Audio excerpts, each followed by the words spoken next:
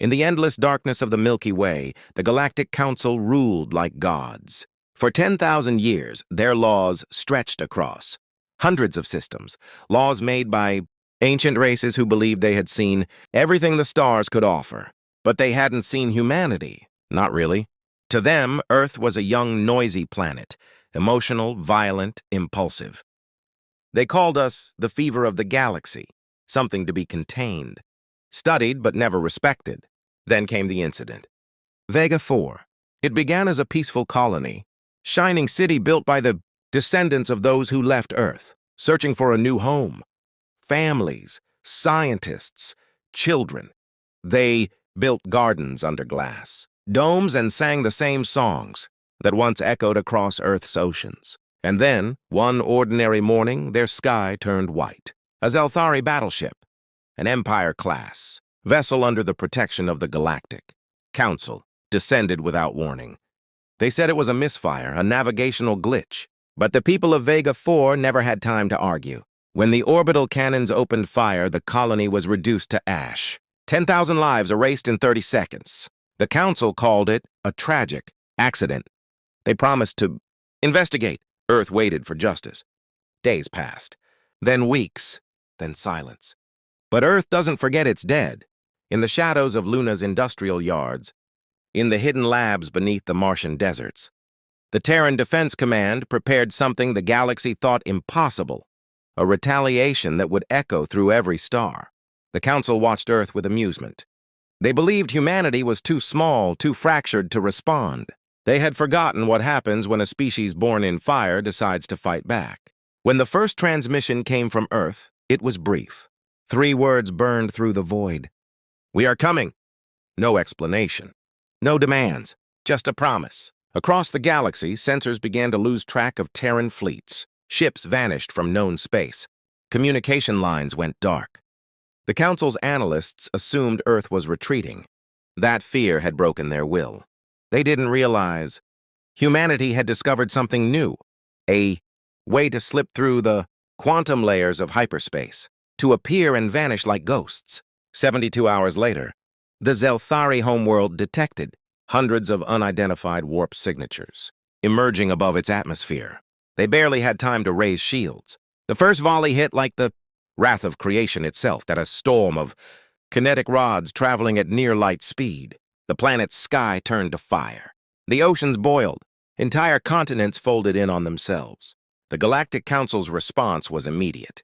Armadas from 12 species mobilized. Millions of ships gathered near the Orion Gate to intercept the human fleet. But when the humans arrived, they didn't follow any known formation. They moved in silence, in patterns that defied logic, as if guided by something not entirely human. The Council broadcast demands for surrender, no reply. Instead, a single message pulsed across every frequency, every species, every system. For Vega 4. Then the war truly began. The Council called it the War of Retaliation. Historians later called it the Great Silence. In less than 9 hours, Earth's fleets unleashed weapons the galaxy had banned since before recorded history. Quantum singularity warheads, artificial black holes in containment shells. When detonated, they didn't explode, they devoured. Entire fleets collapsed into invisible points of light, gone without sound. The alien admirals screamed for retreat. They couldn't even comprehend the scale of destruction. They were fighting a species that had spent centuries mastering the art of surviving. Extinction, nuclear winters, global wars, pandemics, and their own self-destruction. The humans had turned survival into science. By the 3rd day, the Council's central core world, Altharian Prime, was under siege. The human flagship, Erebus 9, hovered in orbit, black as the void, its hull etched with symbols in hundreds of human languages, names of the dead from Vega 4. From the bridge of that ship, Commander Aria Voss sent one final message to the Council chambers. Her voice was steady, calm, terrifyingly human. "You wanted to measure our worth," she said. "Now you'll measure the cost of your arrogance." The Council's reply was static. Moments later, the Erebus 9 fired its main weapon, a particle lance designed to pierce planetary cores. The beam struck Altharian Prime and shattered the crust in one continuous scream of molten light. The planet's core erupted, turning its capital into dust. Billions of transmissions ended in a single breath. When the light faded, the galaxy fell silent. Humanity didn't celebrate. There were no cheers, no parades. Every Terran soldier knew what they had done and why. They hadn't fought for conquest.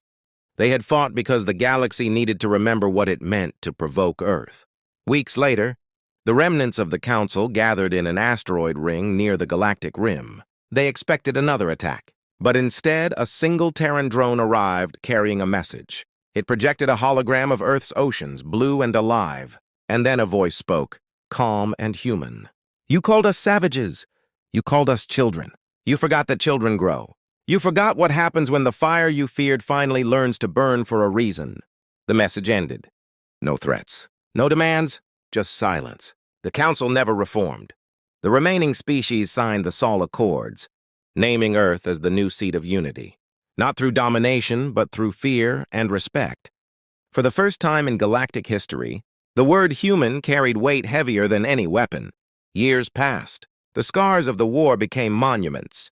The ruins of Altherian Prime floated in orbit as a warning to any who might forget.